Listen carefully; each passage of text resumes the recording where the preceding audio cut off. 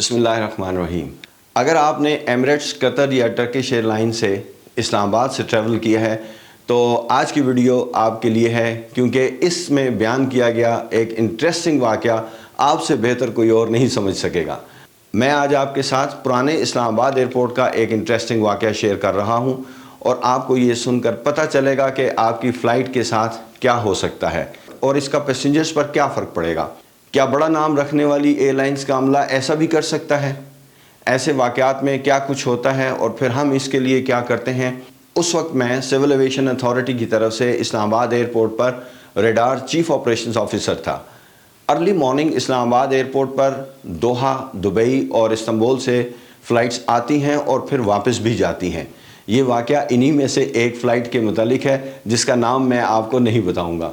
बहुत सारे पैसेंजर्स इन फ़्लाइट्स पर ट्रैवल करते हैं और दोहा, दुबई, इस्तांबुल से कनेक्टिंग फ़्लाइट्स दुनिया भर के लिए लेते हैं। और ये बहुत इम्पॉर्टेंट बात है कि आपकी फ़्लाइट डिले के बग़ैर इन स्टेशंस पर पहुँचे ताकि आप अपनी कनेक्टिंग फ़्लाइट्स के लिए लेट ना हो जाएं।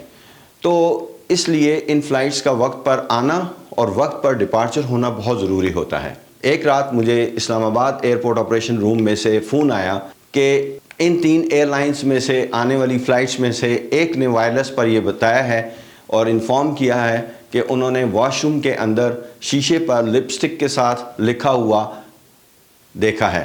रीड माई लिप्स, ये मैं वर्ड अदा नहीं कर सकता वीडियो के अंदर, तो शीशे पर लिपस्टिक के साथ लिखा हुआ देखा है। ये इन्फॉर्मेशन एक सिक्योरिटी थ्रेट है और इसको हैंडल करने के लिए स्टैंडर्ड ऑपरेटिंग प्रोसीजर्स हैं, जिसके तहत जहाज़ को एक मखसूस जगह पर खड़ा करना होता है और फिर इसकी सिक्योरिटी प्रोवाइड करनी होती है और पैसेंजर्स को वहाँ से उतारा जाता है और फिर सामान की सर्च की जाती है और जहाज़ डिले हो जाता है। कम से कम 2 से 3 घंटे तक जहाज़ अपनी नेक्स्ट फ़्लाइट के लिए डिले हो जाता है। तो इस फ़्लाइट के साथ भी यही कुछ हुआ और ये तमाम स्टैंडर्ड ऑपरेटिंग प्रोसीजर करने के बाद जब फ़्लाइट वापस पार्किंग स्टैंड पर आई तो इस वक्त ये फ़्लाइट 3 घंटे लेट हो चुकी थी। अब असल कहानी शुरू होती है। इस वाक़े के तकरीबन 1 हफ़्ते के बाद इसी टाइम पर रात के वक्त मुझे फिर ऑपरेशन रूम से एक कॉल आई।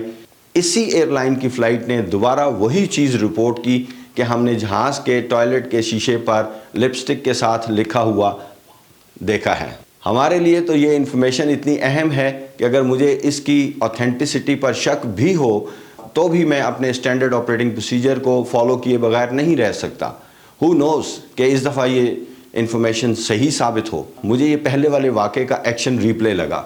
मुझे ऑलरेडी कुछ अजीब सी फीलिंग हो रही थी। मैंने एयरपोर्ट मैनेजर साहब को फ़ोन किया और उनको रात में उठाया और उनको मैंने ये सारी बात बताई और मैंने इनसे कहा कि ये फ़्लाइट इससे पहले भी ये वाक़या रिपोर्ट कर चुकी है, सेम वाक़या रिपोर्ट कर चुकी है और इसी एयरलाइन ने दोबारा ये चीज़ रिपोर्ट की है। तो मुझे ये शक है कि फ़्लाइट क्रू ने ये खुद किया है। आई डोंट नो कि उनका मकसद क्या था, जहाज़ को डिले डिपार्चर कराना था या उनको इसका कोई फ़ायदा था, मुझे इसके बारे में कुछ पता नहीं है। एयरपोर्ट मैनेजर साहब से मैंने रिक्वेस्ट की कि आप इस वाक़े को आज इन्वेस्टिगेट करें, क्योंकि ये तो पैसेंजर्स के लिए बहुत बड़ी डिस्कम्फ़र्ट है।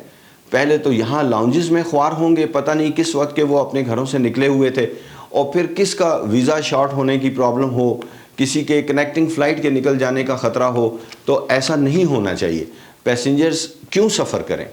चनाचा उन्होंने मेरी बात को समझते हुए एयरलाइन को कॉल किया और सबको बुला लिया कि यहाँ आएँ और आके अपनी स्टेटमेंट्स रिकॉर्ड कराएँ और मुझे बताएं कि ये क्या हुआ था। अब एयरलाइन को हाथों पैरों की पड़ी ये बात पायलट को जब बताई गई कि लैंडिंग के बाद आपने पार्किंग स्टैंड पर नहीं आना, बल्कि एक मखसूस जगह पर जहाज़ खड़ा होगा और वहीं से ये पैसेंजर्स उतारे जाएंगे और ये सारी सिक्योरिटी ड्रिल होगी।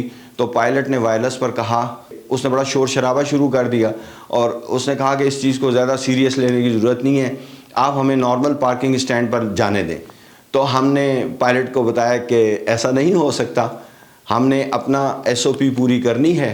इस रोज़ पायलट ने बहुत ज़ोर लगाया कि किसी तरह हम ये काम ना करें, लेकिन अब चूँकि वो इन्फॉर्मेशन दे चुका था इसलिए हमने वही किया जो हमारी SOP के अंदर लिखा हुआ था। इधर एयरपोर्ट मैनेजर साहब ने अपनी इन्वेस्टिगेशन स्टार्ट कर दी और एयरलाइन के अमले को बुलवा लिया, पायलट्स को भी स्टेटमेंट के लिए कॉल कर लिया। तो एक हलचल मच गई। इस सारी एक्टिविटी का मकसद हमारे नज़दीक ये था कि अगर एयरलाइन के अमले ने ये काम किया है تو وہ ایسا کام دوبارہ نہ کریں جس کا خمیازہ پیسنجرز کو بھگتنا پڑتا ہے. کوشن فار دیم. اور یہی وہ توڑ تھا اس واقعے کا جو ہم نے کیا، اور الحمدللہ اس کے بعد ایسا کوئی واقعہ رپورٹ نہیں ہوا.